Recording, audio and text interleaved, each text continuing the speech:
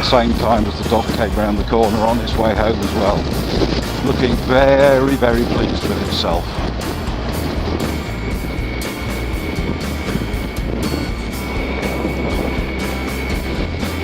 Well, hello, this is Old Man Tony here again. Hope you're all well, and hello to you, my loyal viewer.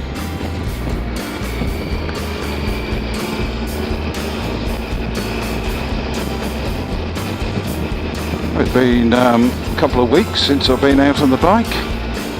We're getting towards the end of January now, but amazingly, today it's 15 degrees Celsius, which is pretty good for January. Now 15 degrees Celsius, what's that in Fahrenheit? Might be just above 60 degrees Fahrenheit.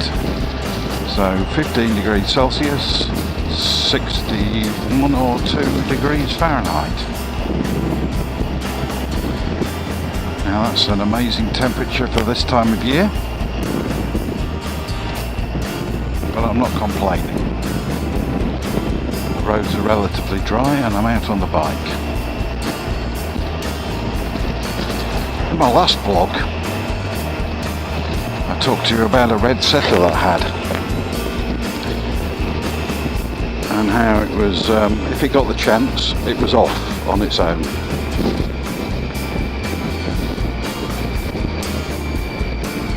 So I've got another story along the same lines of that. Now this red setter I had, name was Suki. It was a female dog, or as some people like to call a bitch. And it was a bit of a bitch at times. It did run off quite a lot. And one of the hardest times to keep it in was when the dog was on heat, or in season as somebody said. And I think it must have had particularly powerful heats, because one house we lived in on an estate with a lot of houses, fairly newish houses, we used to get dogs coming up to the front window and hammering on the window trying to get in to come and visit our dog on heat, which was a bit disturbing at times, especially if it's dark outside. You suddenly hear something on the front window. But anyway, we decided that we could keep it in, and we'd always keep an eye on it when it was in the garden at the back, make sure it didn't get out, and so we were very careful. But then we had children, and as the children grew up, it was harder and harder for them not to let the dog out. But anyway, we still managed it while we lived in this house, and the dog was never got by a male. But then we moved house to another really nice village in Lincolnshire called North Kelsey. It was one of those really friendly villages. We hadn't been long there. We got to know loads of people. So because our eldest daughter was starting school then, we got to know lots of people through school, through the pub, all those kind of usual things. And it was a really nice place to live. So we got to know people pretty quickly. As I said, well, our eldest daughter was starting school. The youngest one was still very small, but possibly old enough to start playgroup, I can't remember.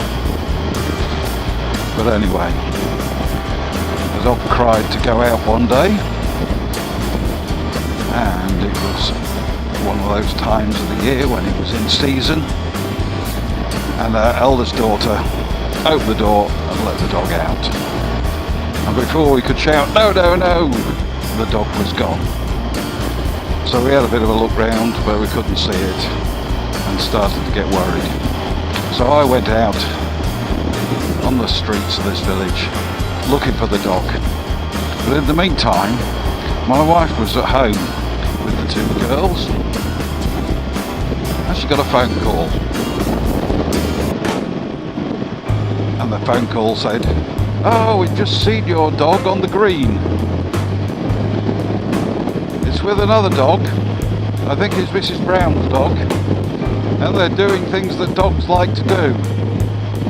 So this was the days before mobile phones, so my wife couldn't get in touch with me and tell me where the dog was. So I carried on looking for it, to no avail.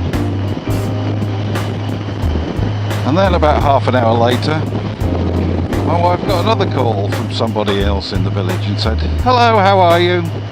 We've just seen your red setter out there. It's with Mrs. White's dog." I can't remember the names, but Mrs. White's dog would do for this purpose of this vlog. And she said, "They're doing things that dogs shouldn't do. And they're on the high street." I was carrying on looking round and round the village to see if I could find the dog.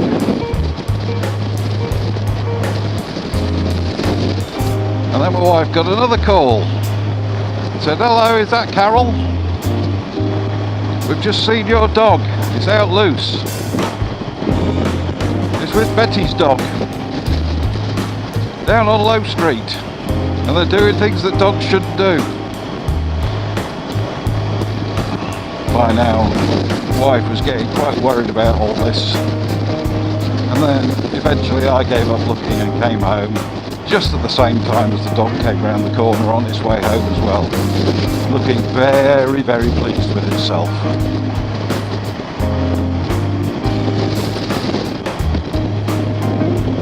It had obviously made lots and lots of boyfriends out there. It was looking a bit bedraggled and worn out, so unfortunately we had to take it to the vet. And the vet gave it a nice injection, which made sure that we didn't have litters and litters of puppies. So that became a bit expensive. I can't remember how much it was at the time. But I'm pretty sure Suki enjoyed herself out there. And I think she'd have loved to have puppies. And so would we. But not with two small girls in the house as well.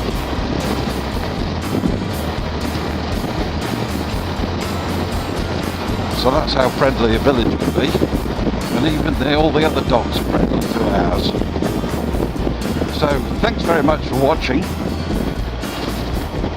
I don't know whether I'll be telling any more dog stories. But if you enjoyed this, please subscribe, and hopefully you'll be told when there's some more vlogs just like this, or about something else altogether different. So again, thanks very much for watching. Please leave your comments down below. I love to see the comments. This has been Old Man Tony.